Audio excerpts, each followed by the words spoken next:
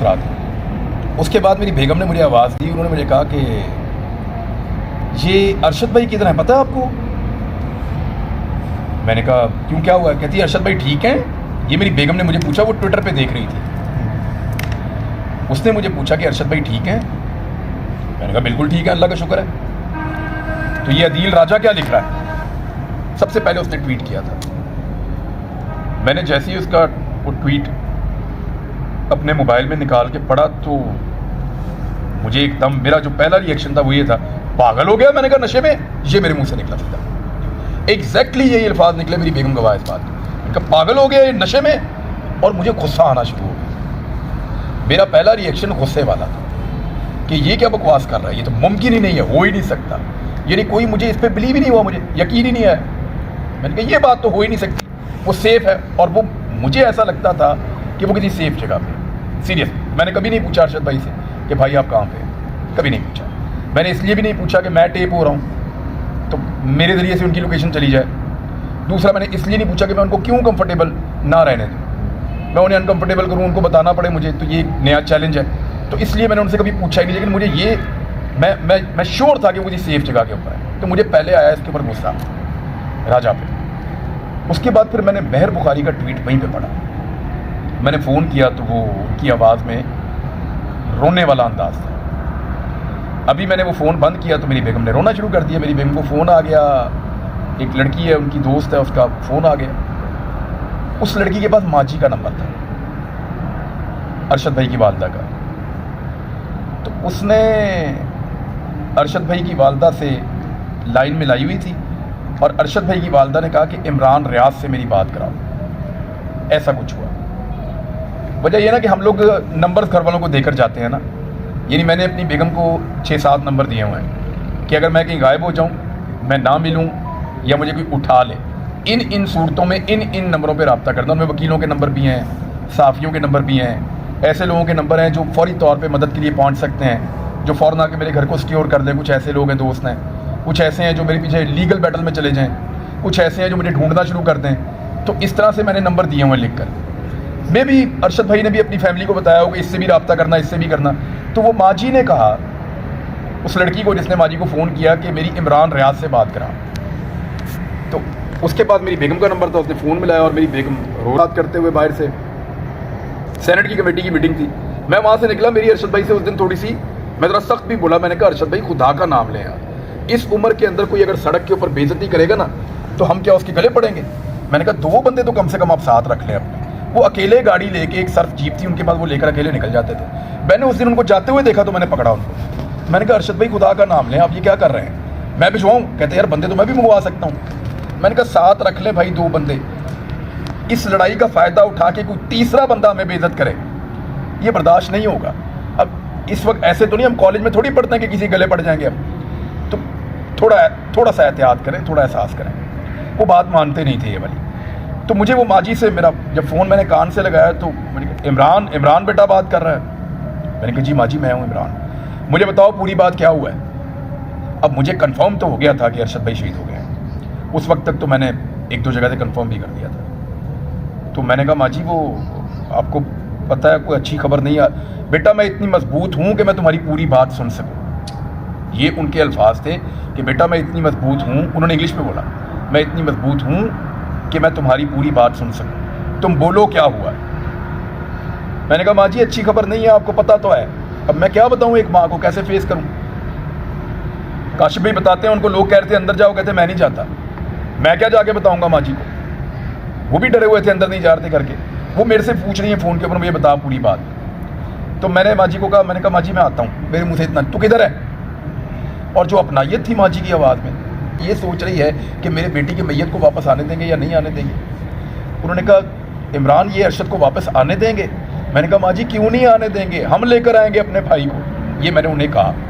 تو جلدی گھر آ جا. اور کون رابطے میں کون ہے, بات کون کر رہا ہے. مجھے کچھ سمجھ نہیں آئی, میرے منہ سے خاور گمن کا نام نکل گیا.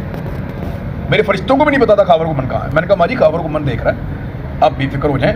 اس کو خاور کو کہے مجھے فون کرے جلدی, بلکہ اس کو میرے گھر آئے, ادھر گھر آ جائے, میں اس کا انتظار کر رہی ہوں. یہ ماں جی کا حوصلہ تھا, اور اس طرح وہ کمانڈ کر رہی تھی.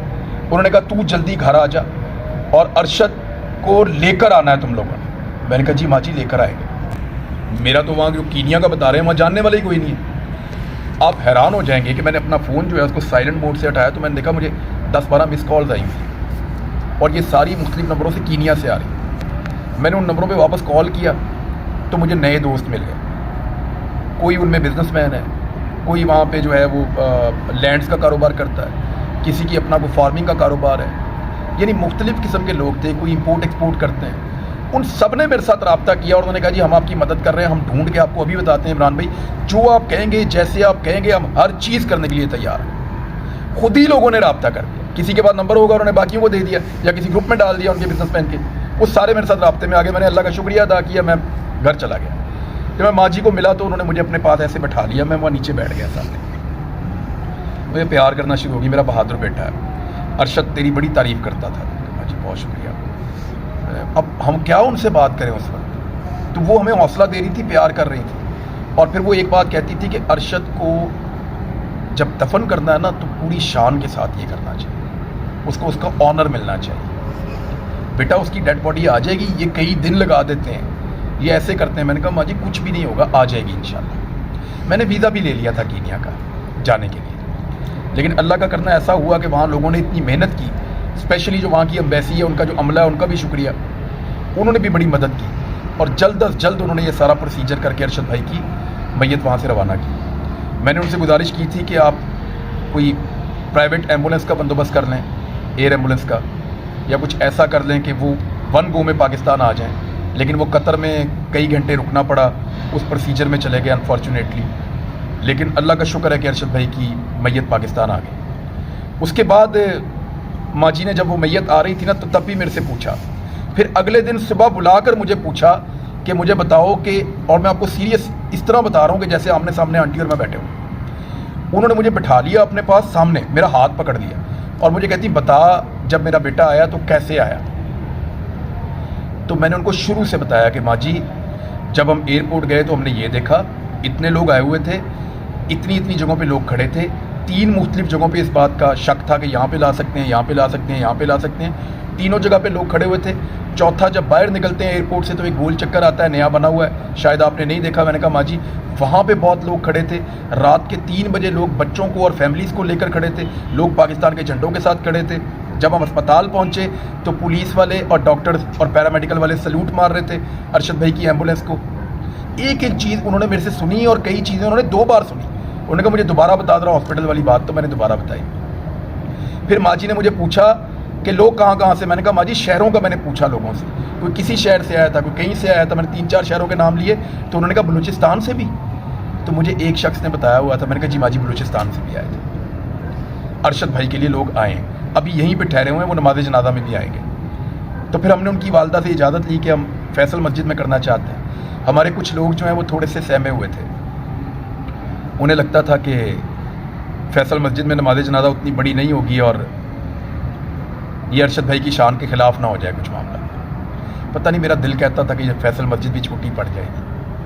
مجھے ایسا لگتا تھا, میرا دل کہتا تھا, کیونکہ ایک دن پہلے جب میں وہاں گیا, میں اپنے دوستوں کے ساتھ, میری ٹیم تھی اور لوگ تھے ساتھ, تو ہم اس جگہ کا معائنہ کر رہے تھے. تو میں انہیں کہہ رہا تھا کہ مجھے یہاں پہ عوام ہی عوام نظر آ رہی ہے, یہ چھوٹا پڑ جائے گا. میں نے اس جگہ کو دیکھ کر کہا. تو میرے ساتھ جو لڑکا تھا اس نے کہا عمران بھائی یہ بہت بڑی جگہ ہے. میں نے کہا دیکھنا یہ چھوٹا پڑ جائے گا, ادھر بھی لوگ ہوں گے, یہ بھی چھوٹا پڑ جائے گا. میں نے کہا وہ سیڑھیاں دیکھی ہیں تم نے. میں نے کہا وہاں بھی لوگ ہوں گے, یہ بھی چھوٹا پڑ جائے گا.